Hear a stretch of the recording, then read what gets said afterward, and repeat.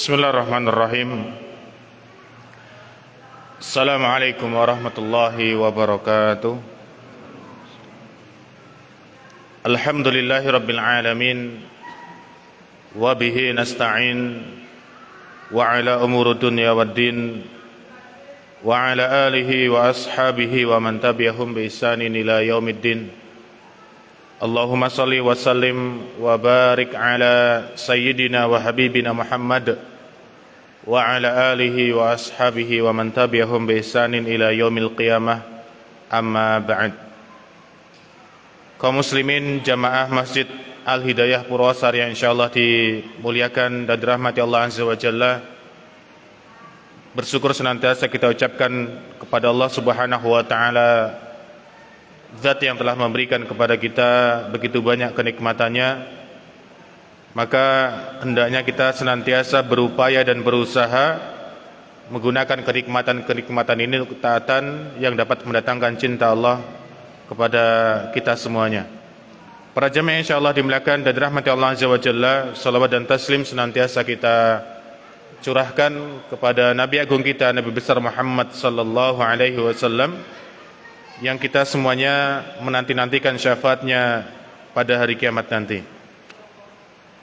Kaum muslimin yang insyaallah dimuliakan dan dirahmati Allah Azza wa Jalla, insyaallah pada malam hari ini kita akan masuk pada pembahasan baru dari kitab Minhajul Muslim yang dikarang oleh Syekh Abu Bakar Jabir Al-Jazairi rahimahullahu taala pada kitab Al-Adab, dan kita masuk pada pasal yang ke-14 fi adabin naum, yaitu berkaitan dengan adab-adab yang hendaknya dilakukan oleh seorang muslim sebelum atau ketika dia hendak tidur. Para jamaah insyaallah dimuliakan dan dirahmati Allah Azza wa Jalla, inilah diantara pedulinya Islam kepada pemeluknya, hingga sampai berkaitan dengan perkara tidur pun Islam mengatur bagaimana tidur yang baik dan hal-hal yang berkaitan dengan tidur itu sendiri. Maka dikatakan an-naumu dzu sya'nin 'azimin fi hayatil insan. Tidur kita ini memiliki peran yang begitu azim, peran yang itu besar di dalam kehidupan kita, yang mana kita tidak bisa kemudian mengecilkan penting dan urgennya tidur di dalam kehidupan kita bagaimanapun keadaan dan kondisinya, yang kita pun sendiri tidak akan pernah memungkiri tentang pentingnya tidur di dalam kehidupan kita. An-naumu la yazulul aql. Dan di antara kenikmatan yang Allah berikan kepada kita adalah kenikmatan bisanya kita tidur. Jadi tidur itu termasuk bentuk kenikmatan yang azim, yang luar biasa yang Allah berikan kepada hambanya. Maka Syekh Abu Bakar menyebutkan di dalam kitab ini, al-muslimu yara an-nauma minan ni'amil lati imtannallahu biha ala ibadihi. Seorang muslim itu memandang dan melihat bahwasanya tidur yang setiap hari menjadi rutinitas kita itu merupakan salah satu di antara nikmat, di antara kenikmatan-kenikmatan yang telah Allah berikan kepada kita. Sehingga Allah Subhanahu wa taala kemudian berfirman di dalam Al-Qur'an, di dalam surat Al-Qasas ayat ke-73, yang mana sebelum datangnya ayat ke-73 ini Allah Subhanahu wa taala berfirman di dua ayat sebelumnya, di mana Allah Subhanahu wa taala katakan, qul ara'aitum in ja'alallahu 'alaikumul laila sarmada ila yaumil qiyamati man ilahun ghairullahi ya'tikum bidiya afala tasma'un. Jadi Allah katakan, dan Allah Subhanahu wa taala meminta kepada kita sebagai hambanya untuk berfikir. Allah katakan, qul ara'aitum, katakanlah wahai Muhammad, apakah kalian tidak melihat di mana Allah Subhanahu wa taala telah menjadikan, qul ara'aitum in ja'alallahu 'alaikum, katakanlah wahai Muhammad, bagaimana sekiranya Allah Subhanahu wa taala menjadikan hari-hari kita itu semuanya adalah malam, sarmadan, terus menerus sampai datangnya hari kiamat. Jadi Allah memerintahkan kepada Nabi Muhammad untuk kemudian menanyakan kepada umatnya bagaimana pendapat kalian, bagaimana perasaan kalian seandainya Allah Subhanahu wa taala jadikan kehidupan kita ini semuanya gelap. Karena apa? Karena hanya ada malam saja. Sarmadan ila yaumil qiyamah, terus menerus sampai datangnya hari kiamat. Man ilahun ghairullah. Siapakah Tuhan selain Allah Subhanahu wa taala yang dapat mendatangkan kepada kita penerangan, yang dapat mendatangkan kepada kita sinar, dan tidak lain dan tidak bukan ya hanya Allah Azza wa Jalla. Jadi dengan adanya siang dan dengan adanya malam, ini merupakan salah satu nikmat terbesar, dan di antara tanda-tanda kebesaran Allah adalah dengan adanya malam dan siang. Inna fi khalqis samawati wal ardi, sesungguhnya dalam penciptaan langit dan bumi, wa ikhtilafil laili wan nahar, dan kemudian pergantian antara malam, kemudian setelah itu datang siang, itu terdapat tanda-tanda kebesaran Allah, terdapat tanda-tanda ayat-ayat kauniyah. Jadi ayat-ayat itu ada ayat-ayat yang bersifat Qur'ani yang dapat kita baca di dalam Al-Quran, dan juga ada ayat-ayat yang bersifat kauni, yaitu semua makhluk yang ada di dalam alam semesta ini disebut dengan ayat-ayat kauniyah yang menandakan dan menunjukkan tentang kebesaran Allah Azza wa Jalla. Jadi kalau kita melihat gunung yang tinggi, seharusnya kita kemudian berpikir tentang kebesaran Allah Azza wa Jalla. Tak kala kita melihat langit yang kemudian tinggi dan kemudian tanpa tiang, maka kita pun akan kemudian berpikir tentang kebesaran Allah Azza wa Jalla. Nah, diantaranya adalah terjadinya malam dan siang, itu pula termasuk tanda kebesaran Allah, agar kemudian kita dapat berpikir tentang kebesaran Allah yang tidak ada tandingannya sama sekali. Kemudian di ayat selanjutnya Allah Subhanahu wa taala berfirman, "Qul ara'aytum in ja'alallahu 'alaikumun nahara sarmadan." Katakanlah wahai Muhammad kepada mereka, bagaimana seandainya Allah jadikan hari-hari kita itu semuanya adalah siang, sarmadan, sampai hari kiamat terus menerus. Man ilahun ghairullah, maka siapakah, apakah ada Tuhan selain Allah Azza wa Jalla? Maka jawabannya tidak ada.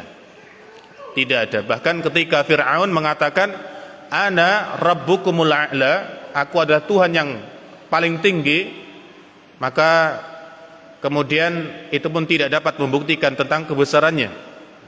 Bahkan bagaimana kondisi Namrud, Raja Namrud ketika berhadapan dengan Nabiullah Ibrahim. Dia berkata, aku juga adalah Tuhan. Saya dapat membunuh seseorang dan saya juga dapat menghidupkan seseorang. Saya akan datangkan seseorang, kemudian saya bunuh dia, dan kemudian saya hidupkan satunya. Berarti saya bisa menghidupkan juga bisa mematikan. Maka oleh Ibrahim diterima. Oke lah kalau seperti itu, baik, saya terima, kamu dapat menghidupkan juga dapat mematikan. Kemudian datang tantangan yang kedua setelah itu, coba kamu datangkan matahari dari timur, datangkan dari matahari dari barat, kemudian tenggelam di timur.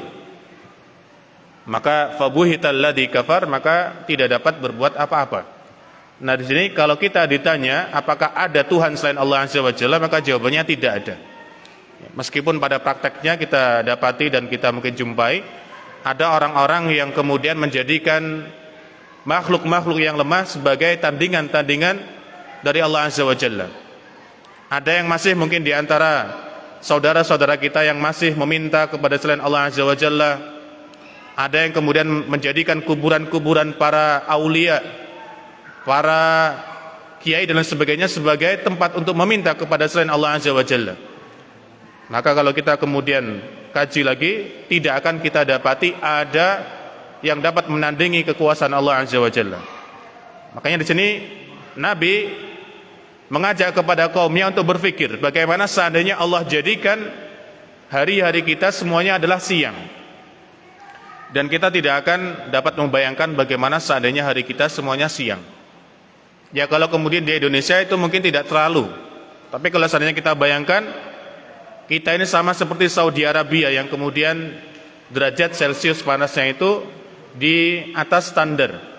Terlebih kalau kemudian sudah musim panas yang bisa jadi sampai pada 45 derajat Celcius. Kita yang berada di garis khatulistiwa mungkin dapat merasakan sedikit kenyamanan dan sedikit kenikmatan dibandingkan dengan saudara kita yang mungkin berada di pertengahan sana, seperti di Saudi Arabia dan sebagainya. Maka Allah mengajak kepada kita atau berpikir bagaimana seandainya semua hari dijadikan malam, semua hari dijadikan siang sampai datangnya hari kiamat. Maka di sini dikatakan oleh Ibnu Katsir dalam kitab tafsirnya, la tad'ab al-abdan wa kallat. Maka badan kita ini, tubuh kita akan menjadi capek semuanya. Karena ngapain, nanti akan bekerja dan bekerja setiap hari kita. Min kathratil harakat, karena ngapa? Karena banyak bergerak. Orang itu kan kalau siang itu seharusnya mereka banyak bergerak. Nah, seandainya hari-hari kita dijadikan semuanya siang, maka kita akan merasa capek, akan merasa pegal dan sebagainya. Karena apa? Ya karena kita gunakan badan kita, tubuh kita untuk bergerak.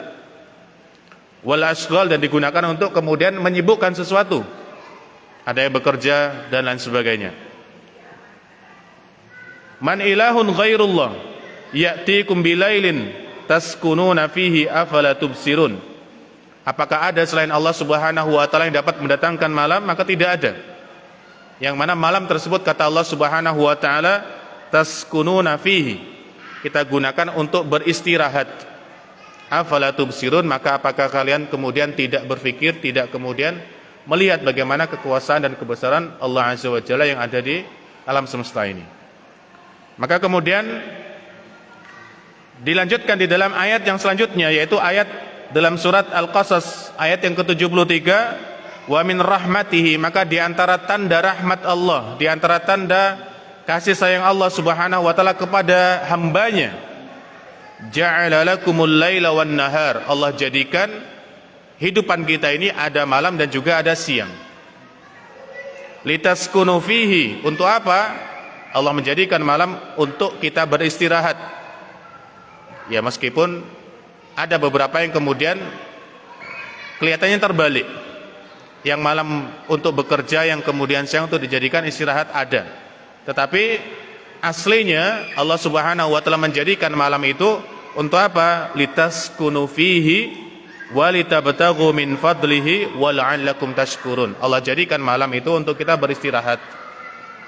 Kemudian Allah jadikan siang itu untuk apa? Litabtaghu min fadlihi, untuk mencari karunia, untuk mencari rezeki. Karena rezeki itu ya meskipun sudah dijatah oleh Allah Azza wa Jalla, tetap harus kemudian dicari. Makanya suatu hari Umar itu pernah marah melihat beberapa orang yang kemudian tidak mau bergerak dan hanya mau tinggal di masjid, hanya menunggu kemudian uluran tangan dari saudaranya dan lain sebagainya. Kemudian Umar katakan kepada mereka, innas samaa lam tumtir dhahaban, wahai para kisanak-kisanak, sesungguhnya langit tidak akan sama sekali pernah menurunkan emas. Ini menandakan bahwasanya Umar sangat marah ketika melihat ada orang kok kemudian dalam kehidupannya hanya berleha-leha, hanya duduk-duduk dan tidak mau bekerja sama sekali. Meskipun rezeki kita sudah diberikan oleh Allah Azza wa Jalla sampai meninggal nanti, tetap harus kemudian ya kita berusaha mencarinya. Sama seperti apa? Sama seperti air ini. Airnya sudah ada, tetapi kalau kemudian saya tidak mengambilnya, ya tidak akan kemudian dapat saya minum. Sama dengan rezeki tadi, maka Allah jadikan siang kita untuk apa? Litabtaghu min fadlihi, untuk kita dapat mencari rezeki karunia yang Allah berikan kepada kita, wa la'allakum tashkurun, dan supaya kita dapat mensyukuri nikmat Allah Subhanahu wa taala yang begitu luar biasa. Maka Ibnu Katsir menyebutkan makna dari la'allakum tashkurun, agar kalian dapat bersyukur, adalah tashkuruna bi anwa'il ibadat. Di antara rasa syukur kalian adalah dengan memperbanyak ibadah-ibadah. Di antara tanda syukur kita adalah dengan menggunakan kenikmatan tersebut untuk beribadah kepada Allah Azza wa Jalla fil laili wan nahar, di setiap malam kita dan setiap siang kita. Maka kalau ada orang yang kemudian tidak menggunakan kenikmatan yang Allah berikan kepadanya untuk beribadah kepadanya, maka ini belum dikategorikan sebagai orang yang bersyukur kepada Allah. Terlebih syukur itu adalah tingkatannya lebih tinggi daripada orang-orang yang bertakwa. Sebagaimana kemarin kita dengar bersama-sama di khutbah Jumat ya. Wattaqullaha la'allakum tashkurun, dan bertakwalah kalian kepada Allah agar kalian menjadi orang-orang yang bertakwa. Jadi takwa itu masih di bawahnya syukur. Yang mana kalau kita sudah bisa bersyukur baik dengan lisan kita, kemudian dengan hati kita, terlebih yang paling inti di sini adalah yang tidak boleh ketinggalan dengan amal perbuatan kita. Buktinya mana? Ketika kamu sudah bersyukur kepada Allah, ya harus kemudian sholat, harus kemudian memberikan zakat, mengeluarkan zakat, dan ibadah-ibadah yang lainnya sebagai bentuk rasa syukur dia kepada Allah. Maka di sini Allah ingin memberikan dan menunjukkan tentang kebesaran Allah dengan adanya malam dan siang, yang mana kita dapat menggunakan malam tersebut untuk beribadah dan untuk juga beristirahat. Para jamaah insyaallah dimuliakan dan dirahmati Allah Azza wa Jalla, dan juga Allah berfirman dalam surat An-Naba ayat yang ke-9, wa ja'alna naumakum subata. Dan Allah menjadikan malam kita itu untuk apa? Ya untuk kita beristirahat. Allah menjadikan malam kita sebagai selimut, supaya kita benar-benar tadi dapat menggunakan waktu malam kita untuk beristirahat. Para jamaah insyaallah dimuliakan dirahmati Allah Azza wa Jalla, itsukunul abdi sa'atin bil laili ba'da harakatin nahar da'ibati mimma yusa'idu ala hayatil jismi. Disebutkan di sini karena mengapa? Karena istirahat kita yang kita ambil dari waktu malam kita itu sebenarnya adalah salah satu di antara cara yang dapat membantu kita agar kita tetap bisa hidup, agar kita kemudian dapat kembali merefresh dan kemudian dapat beraktivitas dengan sebaik-baiknya. Kita bayangkan seandainya orang tidak pernah tidur, kemudian hanya kerja saja, maka insya Allah dia pun akan merasa capek, ya mungkin akan stres dan sebagainya. Maka di antara cara agar dapat tubuh kita ini benar-benar menjadi tubuh yang berfungsi, yang hendaknya kita berikan hak-hak tubuh kita. Tapi jangan kemudian ya kita berikan semua hari-hari kita ini ya digunakan untuk tidur saja. Meskipun orang itu ya tidurnya berbeda satu dengan yang lainnya. Kalau kita lihat bayi sampai kemudian dia tumbuh di masa sebelum balik, ya kita akan dapati mereka lebih banyak tidurnya. Terlebih bayi yang baru lahir, maka bisa jadi hari-harinya hanya dipenuhi dengan tidur saja. Bangun kemudian menyusu dengan ibunya, kemudian tidur lagi, kemudian dibangun beberapa saat, kemudian tidur lagi. Tetapi kalau orang kemudian sudah merasa dewasa dan sudah balik, maka tidak mungkin kemudian kita habiskan hidup kita dengan tidur dan kemudian tidur saja, tidak. Jadi kita akan bagi waktu kita untuk beribadah kepada Allah, kemudian untuk bekerja dan lain sebagainya. Para jamaah insyaallah dimuliakan dan dirahmati Allah Azza wa Jalla. Maka disebutkan di sini di antara faedah dari kita tidur adalah yusa'idu ala hayatil jism, dapat membantu kehidupan jasmani kita, wa baqa'i ni'amihi, dan kemudian dapat membantu agar kita tetap tumbuh, wa nasyatihi, dan juga dapat membantu agar kita tetap bergairah dalam beribadah dan juga dapat bergairah ketika bekerja. Liyu'addiya wadha'ifahu allati khalaqallahu min ajliha, dan semoga dan berupaya dan agar apa? Kita dapat menjalankan setiap tugas-tugas kita yang Allah berikan kepada kita dengan sebaik-baiknya. Fa syukru hadhihi ni'mati yaltazimu minal muslimi an yura'iya fi naumihi al-adab taliyah. Maka di antara tanda syukur seseorang dengan dijadikannya malam untuk waktu kita tidur, hendaknya setiap kita memperhatikan adab-adab yang akan kita sebutkan sebagai berikut. Di antaranya yang pertama adalah an yu'akhkhira naumahu alla yu'akhkhira naumahu ba'da salatil isya'i illa li daruratin. Hendaknya seorang muslim tidak mengakhirkan waktu tidur malamnya setelah isya. Hendaknya seorang muslim tidak mengakhirkan waktu tidurnya setelah isya, illa li daruratin, kecuali apabila ada darurah, kecuali apabila ada kepentingan. Maksudnya adalah kalau sudah selesai salat isya, maka di antara hal yang sangat dimakruhkan dalam Islam adalah kemudian kita menggunakan waktu tersebut untuk hal-hal yang tidak bermanfaat. Dan di antara sunnah Nabi SAW, apabila kita telah selesai dari sholat isya kita dan aktivitas kita, maka hendaknya kita bersegera untuk tidur.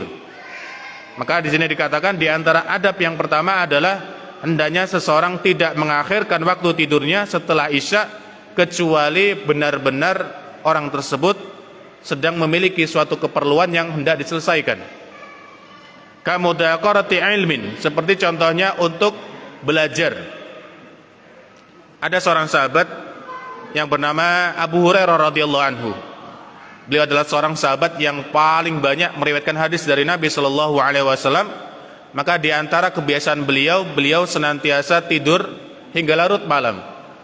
Untuk apa ya? Untuk mencatat hadis-hadis Nabi, untuk menyalinnya kembali dan sebagainya. Maka di antara pesan Rasulullah kepada Abu Hurairah adalah hendaknya engkau mengerjakan sholat witir sebelum tidur. Jadi wasiat Nabi kepada Abu Hurairah, wahai Abu Hurairah, hendaknya engkau mengerjakan sholat witir sebelum tidur. Ini diantara rasa kekhawatiran Rasul, seandainya nanti Abu Hurairah kemudian tidurnya malam dan ternyata tidak terbangun untuk sholat malam dan akhirnya terlewatkan dari sholat witir. Maka Nabi wasiatkan kepada beliau untuk berwitir sebelum tidur.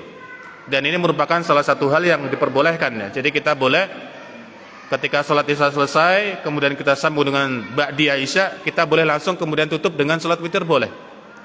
Baik 1 rakaat, ya 3 rakaat atau 5 rakaat dan seterusnya.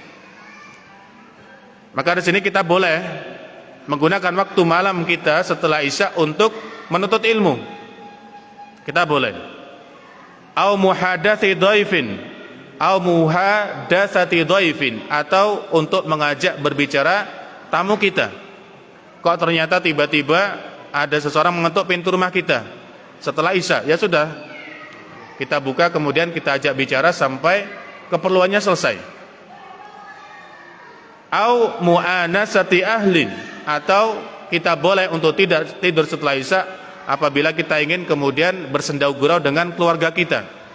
Kita punya anak yang kemudian bisa jadi seharian penuh kita tidak bersamanya, kemudian kita butuh untuk menghiburnya. Kita ada istri yang kemudian juga sama. Maka di sini boleh kita untuk tidak tidur setelah Isya demi hal-hal yang ada manfaatnya. Sebagaimana sabda Nabi sallallahu alaihi wasallam dari hadis yang diriwayatkan oleh Abu Barzah, anna Nabi sallallahu alaihi wasallam kana yakrah, bahwasanya disebutkan dalam hadis ini Nabi membenci, Nabi memakruhkan an-nauma qabla al-isya, seseorang yang menggunakan waktu sebelum Isya untuk tidur. Jadi di antara waktu-waktu yang dimakruhkan untuk tidur adalah tidur sebelum salat Isya. Jadi kalau kita tadi sampaikan tidur itu adalah nikmat dan tidur itu hukumnya adalah mubah, tapi ternyata tidur juga itu bisa berubah hukumnya dari mubah menjadi makruh. Bahkan bisa jadi nanti berubah hukumnya menjadi haram dan lain sebagainya. Nah, di sini di antara satu waktu di mana Nabi memakruhkan seseorang untuk tidur adalah tidur sebelum sholat Isya. Mungkin di antara hal yang dimakruhkan adalah supaya kita tidak kemudian terlewat dari salat Isya berjamaah bersama kaum muslimin di masjid-masjid Allah Azza wa Jalla. Kana yakrahu an-nauma qabla salatil Isya wal haditsa ba'daha, dan juga Nabi memakruhkan seseorang untuk berbincang-bincang, berbicara setelah salat Isya dikerjakan. Dan makruh di sini para ulama kemudian menjelaskan apabila pembicaraan yang disampaikan yang kemudian dibicarakan adalah hal-hal yang dapat mendatangkan hal-hal yang mengarah kepada kemaksiatan misalnya, atau membicarakan hal-hal yang berbau sara dan sebagainya, maka ini salah satu hal yang hendaknya kita hindari. Maka kita disebutkan dalam adab yang pertama ini hendaknya kita dapat menggunakan waktu kita dengan sebaik-baiknya. Di antara faedah mengapa kita dianjurkan untuk tidur lebih awal, ya supaya kita dapat kemudian bangun pada malam harinya untuk mengerjakan salat tahajud atau salat malam. Para jamaah insyaallah dimuliakan dan dirahmati Allah Azza wa Jalla, berkaitan dengan an-naum qabla al-isya wal haditsu ba'daha, di sini ada beberapa pendapat.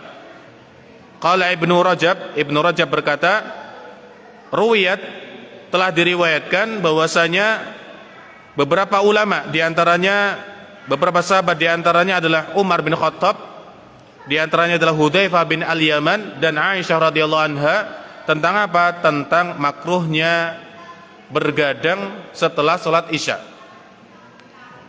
Jadi bergadang atau mungkin nongkrong-nongkrong dan ngobrol-ngobrol setelah isya itu adalah salah satu hal yang dimakruhkan. Tapi makruh tadi yang disampaikan di sini adalah makruh yang kemudian mengarah kepada pembicaraan yang tidak ada manfaatnya sama sekali.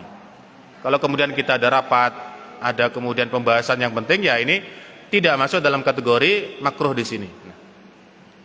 Dan ini disebutkan dalam kitab Fathul Bari oleh Ibnu Hajar Al-Asqalani. Dan kemudian juga disebutkan dalam kitab Al-Istidkar oleh Ibnu Abdul Bar, beliau mengatakan wa an Ibrahim wa Ata wa Tawus wa Mujahid wa Sa'id bin Al-Musayyib, dan mereka adalah semuanya tabi'in. Tabi'in yang terkenal dengan ahli tafsir baik di kota Makkah dan Madinah dan Irak. Disebutkan bahwasanya mereka ini, para tabi'in ini, annahum kanu yakrahuna an-nauma qabla al-'isya wal haditsa ba'daha. Semua dari mereka membenci atau memakruhkan tidur sebelum isya dan juga berbincang atau berbicara setelah salat isya. Maka anjurannya adalah tadi, kita setelah isya itu ya kemudian kita gunakan untuk tidur kita apabila tidak ada kepentingan sama sekali. Wa qala, dan beliau berkata, wattafaqa Malikun, dan telah bersepakat Imam Malik, wasyafi'i, dan juga Imam Syafi'i, ala karahatin naumi, tentang makruhnya tidur qabla al-isya, sebelum isya, al-akhirah wal haditha ba'da, dan juga berbincang-bincang setelah salat isya. Wa dzakara anna madhhab al-Hanafiyah, dan disebutkan di sini bahwasanya ada di antara madhab yang empat ini, Imam Hanafi, Maliki, Syafi'i, dan Ahmad, yang menyebutkan bahwasanya ada rukhsah, ada keringanan. Dan ini merupakan madhab Hanafiyah, di mana madhab Hanafiyah berpendapat tentang at-tarkhis, tentang rukhsah, keringanan, diperbolehkannya berbincang, berbicara, ngobrol setelah isya, fi ma la ma'sama fihi, selagi tidak ada unsur-unsur yang mengandung dosa di dalamnya. Jadi kalau kita menggunakan waktu setelah isya kita untuk berbincang atau hal yang lainnya, yang penting tidak ada hal yang mengarah kepada kemaksiatan dan dosa, maka diperbolehkan. Diperbolehkan. Maka kita sebagai seorang muslim dapat kemudian menilai diri kita apakah kegiatan kita setelah isya itu adalah termasuk hal yang dimakruhkan atau yang diperbolehkan. Maka kalau kemudian kita lebih mengarah kepada hal yang tidak diperbolehkan, ya lebih baik kita tinggalkan. Kita gunakan waktu kita dengan sebaik-baiknya setelah isya. Anil Qasim bin Abi Ayyub qala kuntu akuna ma'a Sa'id bin Jubair. Al-Qasim bin Abi Ayyub mengatakan, suatu hari saya pernah bersama dengan seorang tabi'in yang bernama Sa'id bin Jubair. Fa usalli ba'dal isya'i arba'an, kemudian saya salat 4 rakaat setelah isya. Fa ukallimu, kemudian saya mengajak bicara Sa'id bin Jubair. Jadi Al-Qasim ini setelah salat isya selesai, kemudian dilanjut dengan salat sunnah, kemudian apa? Dia mengajak berbicara Sa'id bin Jubair, yang mana beliau termasuk seorang tabi'in kibar. Maka apa? Fala yukallimani hatta yanam. Beliau menyebutkan, dan beliau tidak mengajakku bicara sama sekali sampai kemudian beliau tidur. Jadi apa? Sa'id bin Jubair ini ketika diajak ngobrol oleh temannya, beliau tidak menghiraukan sampai kemudian beliau tertidur. Dan kemudian Abdullah bin Abbas juga berkata berkaitan dengan tidur sebelum dan sudah salat isya, ma uhibbun nauma, saya tidak suka tidur sebelum isya, walal haditsa ba'da, dan juga saya juga tidak suka tidur setelah saya juga tidak menyukai berbicara atau berbincang setelah salat isya. Artinya beliau segera menggunakan waktu sisa beliau setelah isya itu untuk tidur, ketika tidak ada kepentingan sama sekali berkaitan dengan kehidupan beliau. Kemudian Mujahid juga berkata, la yajuzu, tidak diperbolehkan, as-samir, yaitu bergadang ba'dal isya, setelah salat isya, illa limusallin, kecuali untuk orang-orang yang menggunakan waktu tersebut untuk salat. Jadi kita boleh salat isya selesai tapi kita tidak tidur, untuk apa? Untuk salat apa ya? Salat tahajud misalnya. Karena salat tahajud itu kan tidak harus kemudian di tengah malam. Salat witir kita ketika Ramadan itu juga termasuk salat tahajud, hanya saja waktunya dimajukan. Maka di sini seseorang tidak mengapa menggunakan waktu setelah isya untuk dengan tidak tidur, digunakan untuk misalnya salat misalnya salat sunnah mutlak dan lain sebagainya, itu boleh. au musafir, atau seseorang sedang bersafar. Seseorang sedang bersafar, maka dia boleh untuk tidak tidur. Karena mengapa? Dia harus terjaga. Dia harus terjaga. Terlebih kalau kemudian dia mengendarai mobil dan tidak punya teman, maka temannya ya dia, maka harus ditemani agar tidak kemudian ngantuk dalam perjalanannya. Maka boleh seseorang tidak tidur setelah isya untuk kepentingan yang benar-benar mendesak dan perlu digunakan. Para jamaah insyaallah dimuliakan dirahmati Allah Azza wa Jalla. Kemudian di antara adab yang kedua yaitu an yajtahida fi alla yanama illa ala al-wudu. Hendaknya seseorang berupaya dan berusaha tidak tidur kecuali dalam kondisi sudah berwudu. An yajtahid, berusaha. Berusaha itu ya kemudian ya harus kemudian ya berupaya bagaimana supaya dia ketika tidur tuh dalam kondisi berwudu. Dan nanti akan kita bahas dan kita sampaikan di antara faedah-faedah mengapa kita hendaknya berwudu sebelum kita tidur. Disebutkan di poin yang kedua, an yajtahida, hendaknya dia berusaha fi alla yanama, hendaknya tidak tidur sebelum dia berwudu, atau hendaknya dia tidur dalam kondisi berwudu. Sebagaimana sabda Nabi sallallahu alaihi wasallam lil Barra bin Azib, sebagaimana sabda Nabi yang diriwayatkan oleh sahabat Al-Barra bin Al-Azib. Al-Barra bin Azib meriwayatkan dari sini di mana Nabi bersabda, "Idza ataita madja'aka," apabila engkau mendatangi tempat tidurmu.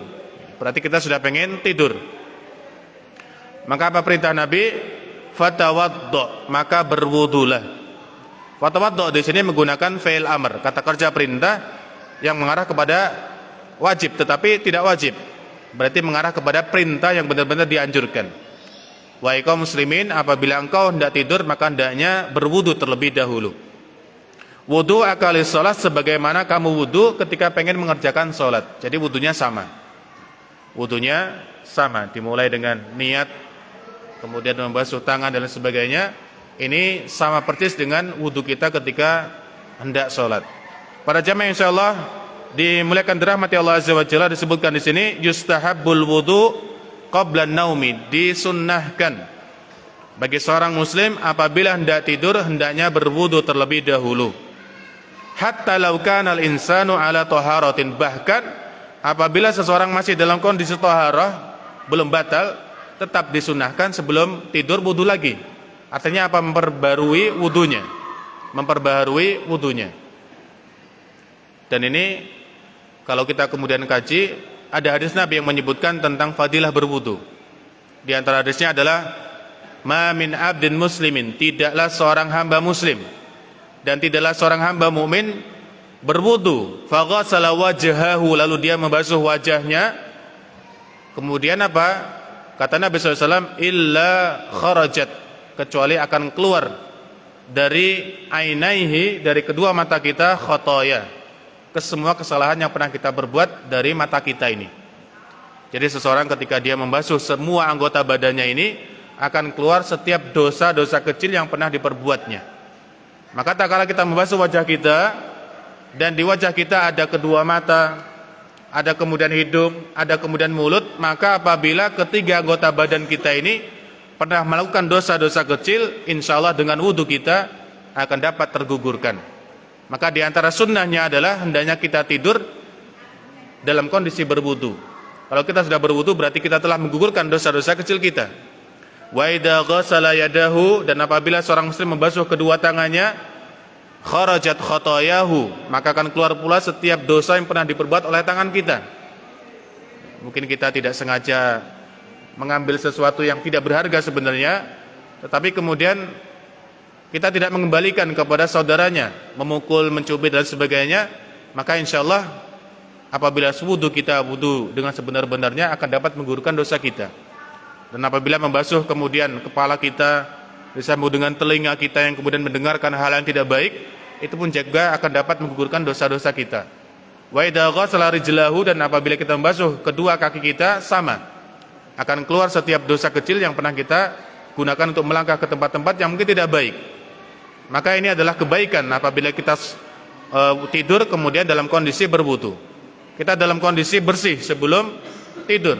Maka ini luar biasa. Maka Nabi katakan tadi, idza ataita madja'aka, apabila engkau mendatangi tempat tidurmu, fatawaddo, maka berwudulah sebagaimana engkau berwudu ketika pengen salat. Karena Nabi SAW juga berkata, melanjutkan hadis ini, fa in mutta, maka apabila engkau meninggal dunia pada malam hari itu, min lailatika fa anta ala fitratin, maka kamu meninggal dalam kondisi fitrah, dalam kondisi sunnah. Hadis ini sahih karena diriwayatkan oleh Imam Al-Bukhari. Maka ini diantara fadilahnya, seseorang yang berwudu sebelum dia tidur, kemudian qadarullah, Allah takdirkan beliau meninggal dunia, maka beliau meninggal dalam kondisi fitrah, dalam kondisi sunnah. Para jemaah insyaallah dimuliakan dan dirahmati Allah Azza wa Jalla, masih ada beberapa adab yang perlu kita ketahui berkaitan dengan adab-adab sebelum kita tidur, yang insyaallah akan kita lanjutkan pada pertemuan yang akan datang, dan kita cukupkan pembahasan kita pada malam hari ini sampai sini, dan kita tutup dengan bersama-sama baca doa kafaratul majlis. Subhanakallahumma bihamdika asyhadu an la ilaha illa anta astaghfiruka wa atubu ilaik. Assalamualaikum warahmatullahi wabarakatuh.